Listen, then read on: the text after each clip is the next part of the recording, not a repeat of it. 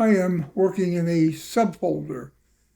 I would like to make a collection for sharing of all the items in this folder. There are 1,116 photos in this folder.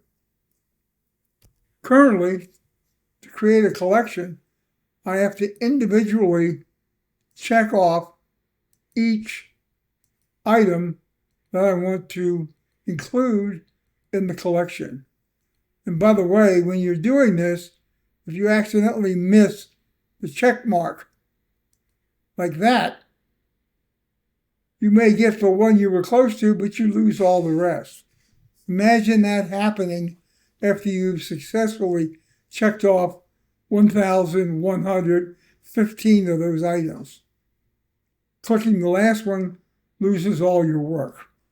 So what I need is a function up here that I can check that would check off all the items in this folder.